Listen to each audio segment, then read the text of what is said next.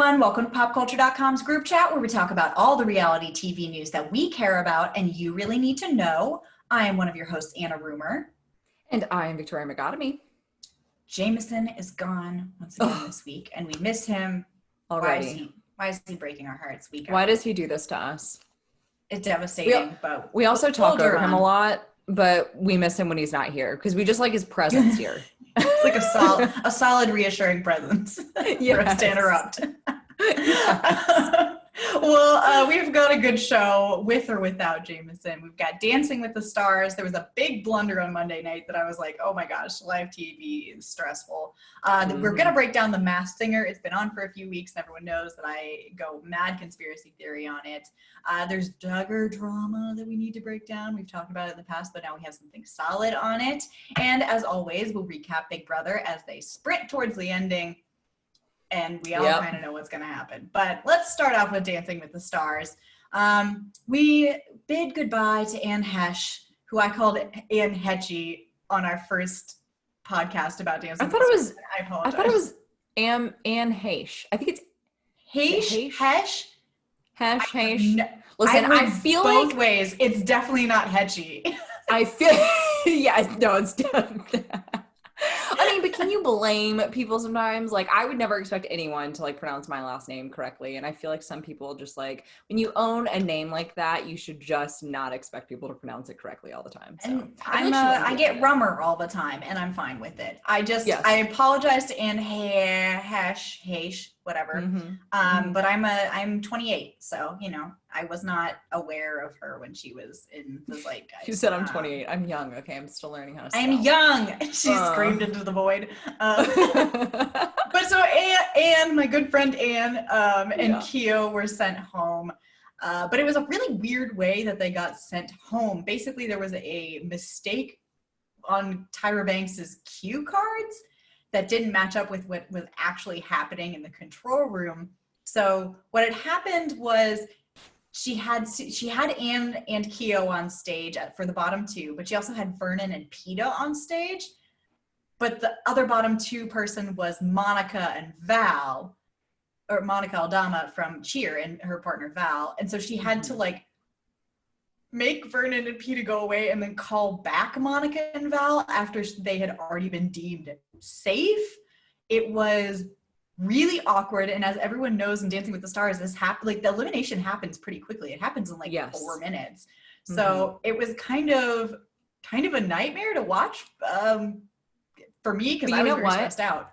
You know what, though? This is the TV I live for in 2020, okay? We're bringing back the Steve Harvey situation. Yes. This is the kind of train wreck I want to see, okay? But she handled it as best she could, honestly. She did. Yeah. She really did. And I'm sure there were some mean people out there just waiting for Tyra Banks to be put in a situation like this, but you know what? She's a pro and she handled it. But yes, it was awkward. Yes. But I was like, you know what? If I'm going to have to watch something that's awkward and aggressive or uncomfortable, like I would much rather it be on Dancing with the Stars and like a fun show than like the news. I don't know. The news. Like, you know, like I'm done talking about presidential debates. Like I'm done talking about that train wreck. Like I want to talk about Dancing with the Stars train wreck. Like it's so much easier for me to watch. It's a fun train wreck. It's one with no casualties. Well, I was reading this Page 6 article afterwards where apparently Anne was like not happy about it and stormed off stage without doing any interviews. Because I get that, because it was a really emotional episode for her. She went into when she was dating Ellen DeGeneres and was really discriminated against and basically booted out of Hollywood for 10 years for having a relationship with another woman. And I get that on that night you're like, really, me? And it's going to be this way, so I don't even get like a proper farewell. I just get scooted off stage, basically. I get that. But she went back on Good Morning America the next day and was, giving a nice answer about it and said she enjoyed her time on it. So I was interested in that detail, but also was like, I'd be kind of ticked off too.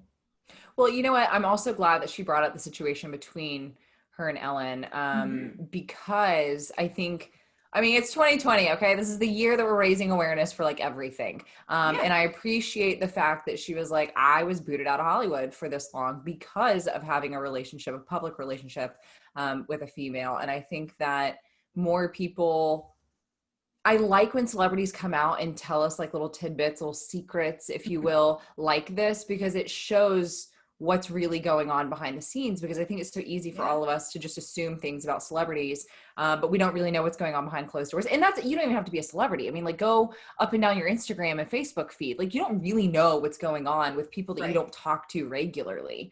And so I like that she kind of put a spotlight on that, so that, you know, we can just bring more awareness. I mean, I think something like that now would be so looked down upon. Oh my gosh, you can't get away with that anymore. I mean, you should have never been able to get away with it. But the fact that she wasn't even allowed to attend her own movie premiere because she went with Ellen as her date, that's messed up. And it does show, you know, how far we've come in some areas. There's still a lot further to go. But I thought that was interesting. I appreciated her opening up about that. And I also got why she was like, really? Come on. This is like, I agree with you. But I thought back to Tyra handling it. I thought she did really well. And the EP actually came forward, did an interview with Entertainment Tonight where he was like, I am fully owning it. That was not her fault. We wrote the wrong thing on the cue card. And then we're talking in her earpiece being like saying something else. And I mean, that's complicated for anyone to handle. So the people who are like, Tom woulda never. I'm like, Tom woulda. Yeah, I'm going to tell you this. As someone with a television background, I've had multiple IFBs in my ear. I've had multiple producers talking in my ear while I'm talking to the camera or to someone else. It is a lot to keep up with, because especially when you have a last minute change and when you're really, I mean, when they come in with something other than just the time alone, like, okay, 5 minutes, 4 minutes, wrap it up, you know, whatever, when you're actually... I see that hand. There's my cat. The cat's trying to come in. But when you're actually having to like pay attention to like a change that's happening and you're having to just like pretend like nothing is going on, people don't understand until they get in front of the camera. Even if you're just reading something on the teleprompter, like it's more of a challenge than what people realize. So I appreciate people like her in that position that go as smoothly as you can in that situation. And you know what? You're right, Anne. Tom woulda. Yeah, exactly. You know, everyone woulda. There was the wrong info. What are you gonna do? So, like, know that? Get out of here. So we'll move along past that. The other notable thing that happened during the episode was Sky Jackson got the first 10 of the season, doing this really beautiful dance to Ordinary People as a tribute for her late co-star Cameron Boyce, who was her Jessie co-star who died last year at just 20 after a seizure. And I got really emotional during that segment. She was talking about how much he meant to her and how much he was like an older brother. And then she got the first 10 doing the dance for him. So you know what? And I'm so excited that she did, because you can tell the last 2 weeks she's been working really hard to up her score. And we obviously see the talent. I mean, she's obviously very talented when it comes to dancing, among other things as well. But you could almost see the disappointment a little bit on her face. And I think in one of the episodes it showed her when she was walking backstage. I think it was after when she messed up with her leg. She didn't get over his head the way. If you look in the background, my cat's just knocking stuff off the mantle. Anna is doing such a great job at just keeping a straight face. It's me that's losing it, because I think it's so funny how good you are. But anyways, okay, so yeah, I think we saw her crying. So the fact that she was able to get a 10, that was so satisfying to see. I know. I love that. So let's move on to the other show that we're obsessed with, or maybe it's just me that's obsessed with, but I feel like everyone's obsessed with it. Yes. The Masked Singer. It's been back for a few weeks. We've had some pretty big reveals. The first week was Busta Rhymes as the dragon, which was... He had to be the first week to go because his voice is absolutely, it's just his voice. As soon as he started to sing or rap, I was like, oh, that's Busta. It's, No hints I thought potentially when, I think it was Jenny McCarthy mentioned it could be DMX. I was like, that is literally the only other person on this planet that it could be is DMX. But that was my very first guess was Busta. I was like, I've listened to too many of his songs. I know his voice. It's just, the hints are, you don't need the hints. It sounds like him, and it's either him or DMX, you're right, and they can't keep that going for multiple weeks. It's not that interesting. So that made sense for him to go first. And then this season's super weird. Like, this show is so weird already. I've described it as a fever dream in the past, and it keeps getting weirder each season, which I'm obsessed with. The next episode was Mickey Rourke just unmasked himself. He was the gremlin. Can we talk about another train wreck that's awkward to watch? Because the whole like dramatic scene of like Nick being like, "Men in Black, where are you?" And the judges being like, "No, you can't do that." And Nick is like, "No." And then we're all just sitting there like, what the hell is happening right now? And he was just like, "I can't be in this mask anymore." Like, okay, here's a quick question. And maybe I'm blinded by my love for The Masked Singer. Was that scripted? 100%. I feel like it was, because like it was, if they had played it off a little bit more, like I think the judges played into it a lot better than Nick Cannon did. Nick Cannon did this like, and I would love to see the behind the scenes on how they actually like film this part, because the whole like take it off the mask, it's so drawn out and like edited and just unnecessarily long, but that's what makes it good. I'm just like, how long was this actual process of like, because here's what I know about the filming. Weird. It's they film them with the audience, although I'm not sure about now because of COVID. I know, I was very confused about that. But I think maybe they're just using cut scenes of other audiences. Unsure. They have to be, but we get to vote at home now. That's what I don't get. Or maybe a certain portion we get to vote at home. They got a lot of changes going on that show. Season. And I don't know. There's too many seasons, but not enough seasons at the same time. Yes. That's a lot. So what they do, and during a normal season, is they do the take it off, and they, rattle around their head. And then the entire audience is ushered out. And then they film them actually taking it out without an audience. Yes. So as to preserve spoilers. So who knows how they did that with Mickey Rourke? But I think it was scripted, but part of me was like, ooh, he just did it. Sure it was so random. Like Nick Cannon was like, he just told me that he's too hot in the mask or something like that. And then he was just like, no, I'm done. And I was like, it was very awkward. I don't know. They should have just like brought in some experts on how to like make that scene a little bit better. I think it was scripted for sure. I didn't understand why it happened. Whatever. I didn't either. I feel like he was like, I'll sign up to do this, but like I'm only doing it 1 week. Okay. And I feel like all the celebrities do that, and they just pretend that they've been voted out. So I didn't know why they had to make his weird, but whatever. He was not good anyway, so that's fine. Although Gremlin was so cute. Yes, Gremlin was. And Giraffe got unmasked. Yes. Technically 2 nights ago when you guys are hearing this. 2 nights ago. Brian Austin Green did not expect that at all. Not even in the ballpark of guessing that. No. The judges guessed a couple of people, and 2 people that they said were Travis Barker and Shia LaBeouf. And I was like, you know what? I don't think it's Travis, but I think I could see it being Shia LaBeouf based on I thought it was going to maybe be him. I thought it was going to be Shia. And then out comes Brian Austin Green. And I was like, and the judges, even like, Robin, who grew up with him and was in a little band with him. Yeah, like, Robin Thicke is one of his best friends from childhood. He didn't get it. So how could we be expected? Yeah. So that is interesting. I don't know. Like I said, early on in the season, I don't have a ton of guesses. I need more, hints and stuff like that. But I do have 2 people that I'm pretty confident about. Serpent, I am 99% sure, but that's Leslie Odom Jr. because I would recognize that voice anywhere, and that's him. But the clues I'm kind of lost on, but his voice is that. I love Leslie. Second one, this is a kind of out of left field one, but the son, I think, could be Christina Aguilera. Stop. The voice is not exactly on, but we know that famous singers often modulate their voices when they're on Masked Singer. Yeah. But she has the range. She's really good. And then the ties that we've gotten are saying like she had like a difficult childhood, which Christina Aguilera had a difficult childhood. And then there's a lot of Disney clues. And obviously Christina Aguilera was a Mickey Mouse Club.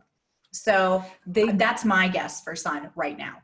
And they guess that it could potentially be Demi Lovato, which is another good guess. I thought for a second I heard a little bit of Lady Gaga in there, but then the more I listened, I was like, unless she's doing something with her voice that's making her sound a little different, I don't think it's Lady Gaga. But if it were to be Lady Gaga, I would be like, oh yeah, okay, I could. Could see that. Yeah. Well, and the one guess that I have for the Snow Owls, because this season they have a 2-person costume, which is the first time ever, and I thought it was maybe Nick and Vanessa Lachey for a little bit, just because I feel like Vanessa would be on it. I don't know. Maybe she can. You know what? I've talked to her. I should next time. I'm going to ask her. I'm like, can you sing? Can you sing, Miss Ma'am? Can you sing?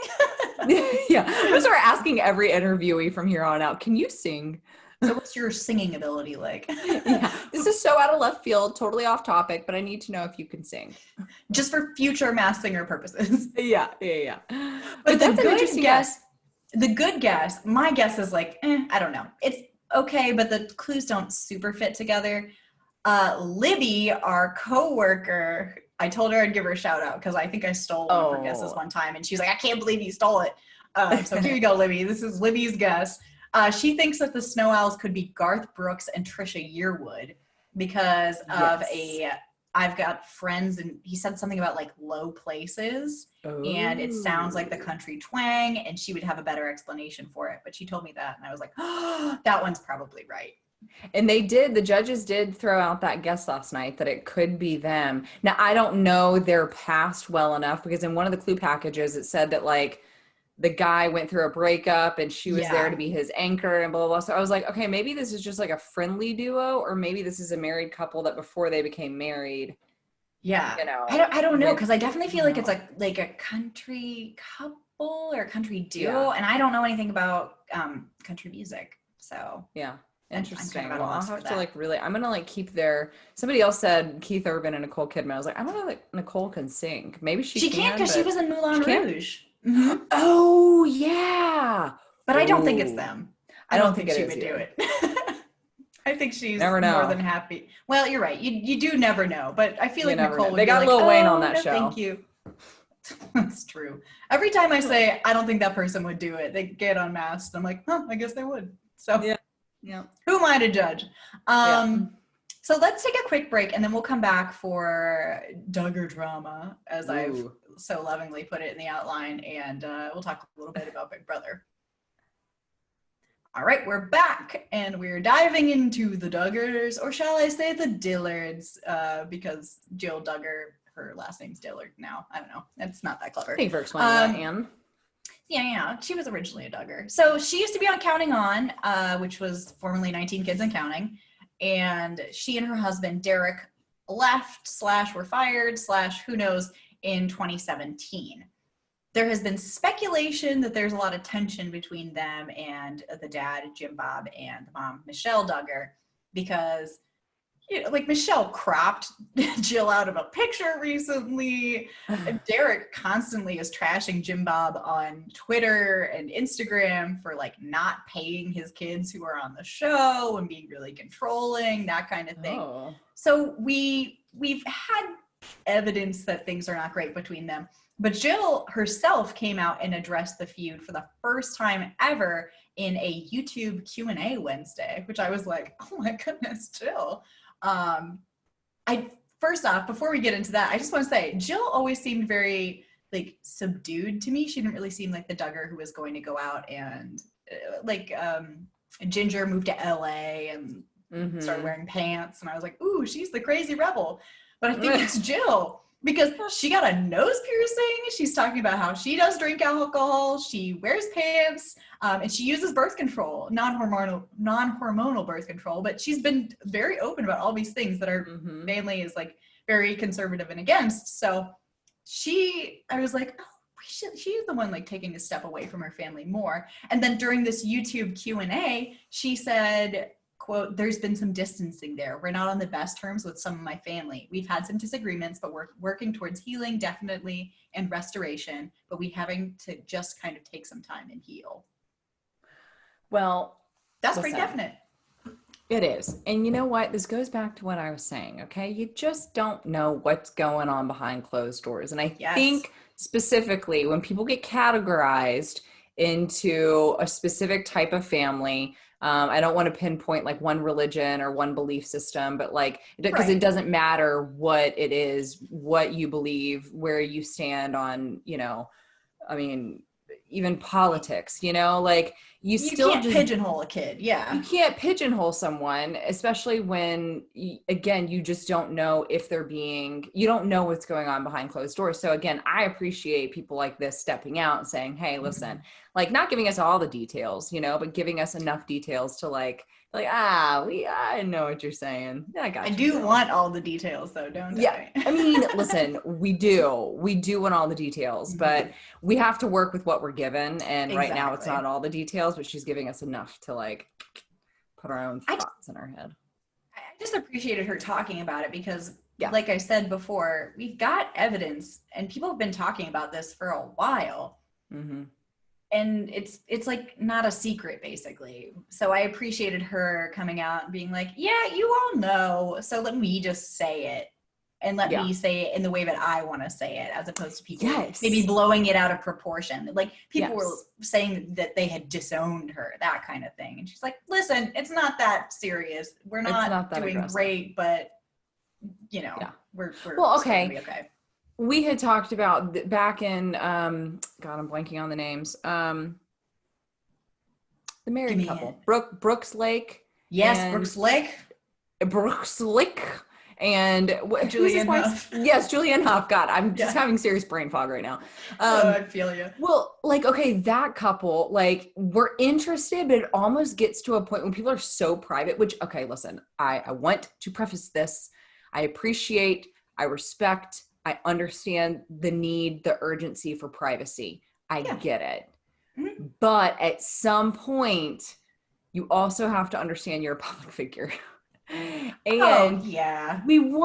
I would much rather hear the truth from the actual celebrity. And I'm not saying you need to give us every detail that there is, but I would much rather hear from the person themselves than like some random statement or just allowing the speculation to continue. So Jill actually coming forward and saying, listen, here's what it is. There you go. You know, like to me, that just satisfies a part in my heart that I'm like, okay. Yeah. And I think that you brought up Brooks and Julianne because they were like so like cryptic comments, cryptic things. The source says for so long. Yes. That at least for me, I was like, I don't even care anymore. I know. Like, just say something because you're just dropping little breadcrumbs and like it's not that, you know, not that big a deal. I mean, it is for you, but like for us, just say it. And we give them the benefit of the doubt. Like maybe they still were not sure where they stood alone. I mean, because we've all been in that situation in relationships where you go the longest time. You're like, well, I don't even know what we are. We can't seem to get on the same page. So like, I understand if they didn't want to say anything, you know, because of that, because they were still, because it looks like they're potentially getting back together or are back together. Because, you know, we don't know, but we still don't know. They keep dropping clues. I don't know, kind of. Maybe. So thank you, Jill, for coming out and speaking about it. Yes, we appreciate that. Let's move on to Big Brother. Just to really disappoint me. Yeah, we're putting the cherry on top of the already just volcano of 2020 train wrecks that we've talked about. You know, last week we were talking about the triple eviction and how that was going to be exciting, and it was kind of exciting. You know, I like watching the triple eviction. I like making these people scramble a little bit, but it went pretty much just like we expected. Kevin and David went back to back, and then Danny came out, which was the only like kind of fun up in the air thing about it, because she was really mad afterwards. She left and was just like, I don't like Nicole, or she said she didn't like Christmas, and it was Christmas. And honestly, I'm like kind of ready for Christmas to leave. I'm ready. I've been ready since like 5 weeks ago. Yeah, exactly. Well, so Danny goes, And then we're down to the final 6. And then Cody wins HOH again. He's won. That's like what, his third time? Yeah. That's like his third time. I think he's going to win it all, honestly. Honestly, he deserves to win it at this point. He's winning all of these comps and still has everyone fighting to keep him in. No one's even thought about getting Cody out, despite the fact that he wins like every other competition. Yeah. You should have I think because he keeps winning, they just want to be on his side because they're like, this guy can help save us, you know? That's like, I guess until you're in the final 2 with him and he's like, hey, I won everything this season. And Majuri gives him the money. What did you say? I think it was last week or the week before. Someone has never won that was the first in the house or something. Oh yeah. So the first person in the house has never won. That was Christmas. And then the person who's won the OTEV challenge has never. And wasn't that Cody? That was Cody. Okay. Yeah. Yes. Okay. I'm telling you, man. So he would be if he won, he would break the OTEV curse, which would be a big deal. Yeah. But also because it appears that everyone else in the house is not trying to get rid of him anyway. We broke down those alliances last week. But so Cody wins that. He puts up Tyler and Christmas because they took a missed shot at Nicole during the triple eviction. And he puts them up. He initially says that he's going to target Christmas, but then he flips. Now he's saying that he's going to target Tyler. And then he wins the veto, keeps them the same because the man can't lose.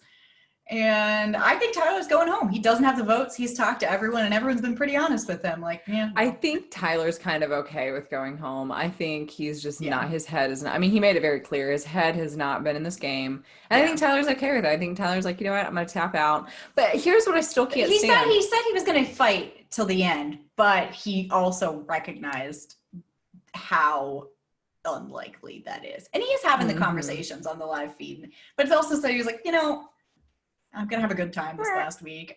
No one's going to vote for me. I don't know. Yeah. Like I don't know. I mean, and back to, this is so random, but this also talks about like Danny left being angry. Like David did too. Like David just like, I feel he didn't want to hug anyone. Like he was just like, I'm out of here. But I'm like, David, at least you're going home with 10 grand.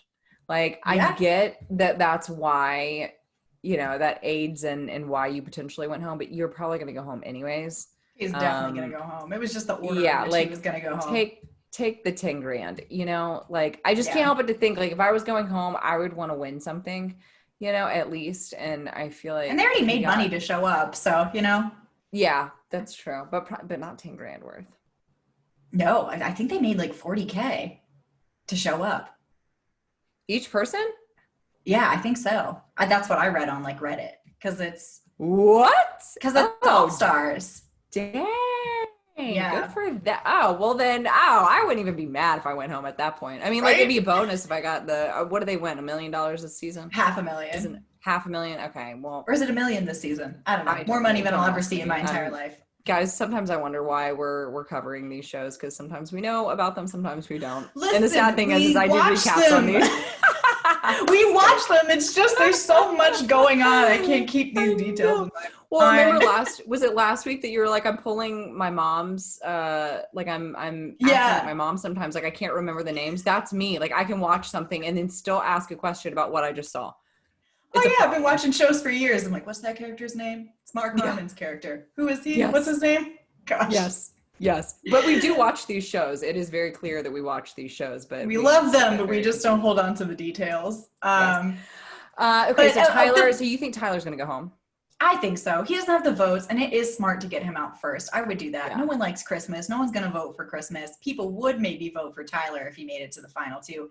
And he's got a better strategy or strategic mind. That word has tripped me up like 3 times in the last... whatever. I think it was way back in the day when George Bush said it wrong. What did he say? Strategy? Yeah. Or something like that. Ever since then, I can't say that word like normally. He cursed us. This is why it's important if you have a public platform to speak correctly. Please. Mess the rest of us up. Still can't spell potatoes right. Thanks, Dan Quayle. Wow, that's a throwback. Anyways. So anyways, basically Nicole is like salty because Tyler and Christmas for her. So it's just Nicole though, like I'm annoyed with her because it's a valid gameplay. It didn't work, but for her to like whine about it, you could be disappointed, but for her to be like, I cannot believe they would do that to me. I'm like, I can. There's like 6 people. I also legit think it's gonna come down to Cody and Memphis.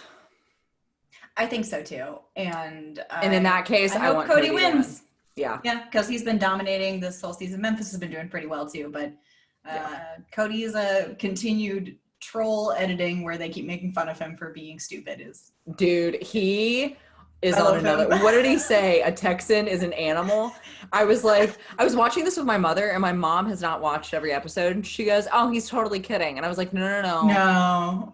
Like that's the sad part is he's not." He's like, "What do you call people from California?" And they're like, "Californians." I'm like, I've never heard that before in my life. I know. Really? Have you never in your life? Like, I'm a Tennessean. Well, technically, I'm a Floridian, being from Florida, and then now a Tennessean. I'm a Pennsylvanian. It's pretty easy. Pennsylvania. What is it? What? New England would be New Englander. Yeah. Yep. What's a person from Idaho? Idahoan. My dad is from Idaho. Oh. Randomly enough. Yeah. There you go. Got Brandon the expert for that one. Fun fact of the day. All right, cool. But yeah, bless him. Bless him. I don't know. I thought it was funny. That's what I watch Big Brother for, is for like these weird moments where you watch people really in their element or not in their element. Just being like, what? I didn't know the word Texan referred to a person. Yeah. You know, that's funny. Yeah. So let's move on to the pop culture picks of the week. Go.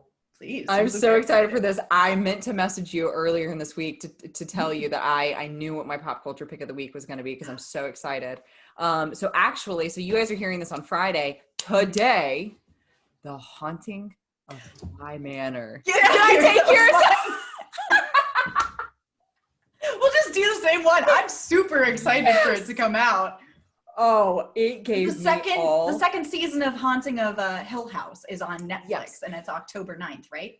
So, okay, here is what I'm a little confused about. So I've been following them on Instagram, and I've been watching all their videos, and I think that the way that I understood it, I think it was the director or one of the producers, I can't remember. Again, we don't pay attention to details sometimes. Details. Some person who is a part of it that has an important role, one of those people, was saying that some of the characters from Haunting of Hill House are going to come back, I believe, with different characters. So like the same actors are being used. A lot of the same actors. It's kind of like American Horror Story in that way, where it's like an anthology where they play different characters and it's a different story, but it's the same people. Yeah. Okay. There are new people coming in too, but okay. I need to get on the American Horror Story train because for the longest time I just have not watched it because I just have been, I'm finally getting into watching scary stuff again, just a little bit. I used to love like horrifying, scary things when I was a kid. Yeah. And then I went through this phase where I was like, ooh, no, rom-coms only. And now I'm like, okay, I'll start dipping my toes a little bit. But so I haven't seen American Horror Story, so I wasn't sure. Listen, some of the seasons are really good, and then most of them are bad eventually. So, and I say that as someone who watches every year. So, you know, but it's that same kind of thing. It's cool. You think it's going to be weird at first, but having the same actors back, you kind of like seeing them in different roles every season. But it looks scary. It looks good. I love the original story that it's based off of. So, yeah, I'm so excited for this. I'm going on a girls trip this weekend, and I texted the group message, and I was like, guys, I know that like some of you probably don't care, but like, can we watch this? Because like, it's gonna be so great. I think I got half of them at least on board to watch it. The other half or whatever. But I'm very excited for it. I've been trying to convince my boyfriend to watch, but he doesn't watch. He doesn't do scary stuff, and I'm like, "Oh, you're gonna watch.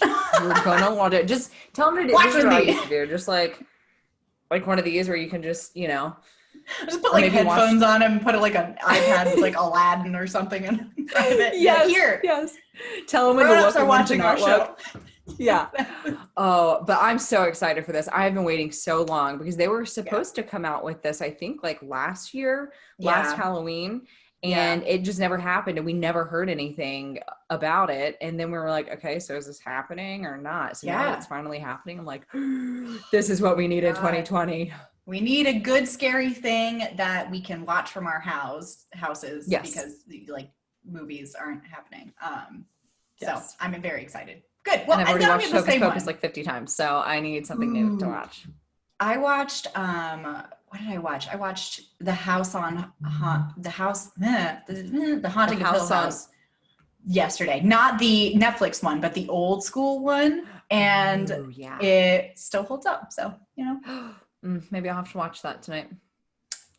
Well, now that we've got our weekend plan set up, we'll close out for the day. Don't forget to follow popculture.com. We've got all your up-to-date news. Follow us on Facebook. I'm on Twitter at Anna Rumor. And I'm at Vmagotomy. And drop us a rating, review, subscription, Apple Podcasts, Spotify, Stitcher. You guys know the whole thing. I can just got it down pat. Yeah. And then we'll talk to you next week.